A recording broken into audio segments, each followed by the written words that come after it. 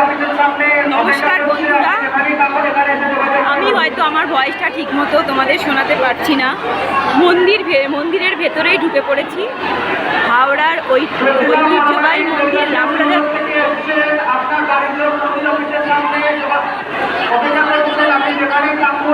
হাওড়ার ঐতিহ্যবাহী রামতলার রাম মন্দিরে চলে এসেছি।